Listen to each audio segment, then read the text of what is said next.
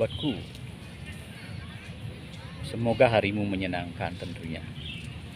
Masih seputar pertanyaan pasupati atau pemasupatian tanpa sastra, tanpa mantra. Ini masih santer dipertanyakan. Kok bisa? Tentu memang bisa, karena ada aturannya sendiri. Memakai konsep batin atau jenana sangat bisa sekali. Contoh kecil seperti ini.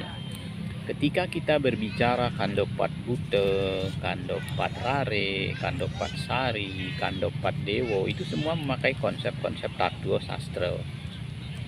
Nah, ketika kita bercerita tentang sastra, biasanya para pakar-pakar kandopat itu akan mulai nyinep sastra, nyinep namanya mantra ya. Masuklah ke dunia kandopat tanpa sastra ya. Karena mengingat kandopat itu bukan hanya 4-5 aja. Ada namanya Astadasa Kanda ya, jadi 18 macam kandopat. Semua kandopat-kandopat tadi, nah dia akan mulai dikembalikan ke tempatnya masing-masing ya, atau disinep ya, masuk ke alam kandopat tanpa sastra. Bahkan ada kandopat Buddha namanya ya. Berbicara kandopat tanpa sastra ini memang twin dari kandopat-kandopat lainnya. Karena kalau di sastra kan kita bercerita tentang dunia kandopat, prakteknya jenananya, bukan ceritanya itu yang praktek, tetapi jenananya yang kita praktekkan di dalam, bukan tattoo-tattoonya saja.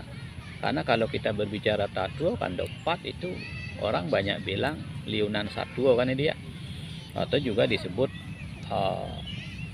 sarasubata ya, wayahan ke gigi ya.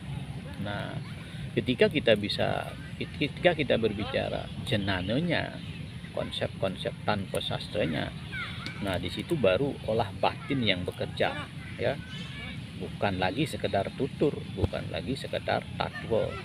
Nah, ini yang kita tuangkan tanpa sastra ini ke dalam benda yang kita pasupati.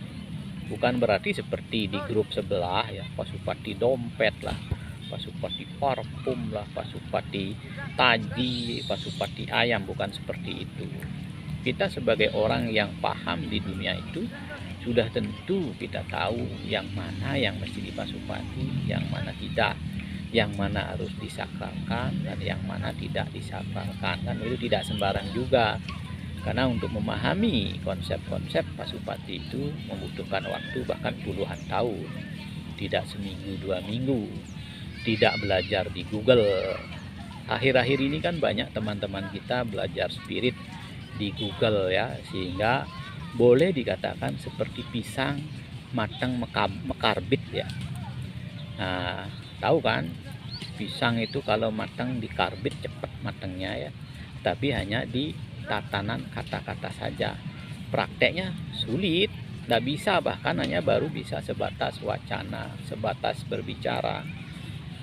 Sehingga apapun itu kembali lagi karena kurang pahamnya mereka tentang konsep-konsep kesakralan, konsep-konsep spiritual, sehingga mereka memberikan komen-komen yang negatif. Nah, tentu itu sebagai ujian kita sebagai pelaku di dunia pemasupatian dupa tentunya. Sekian dari saya, semoga bermanfaat. Terima kasih.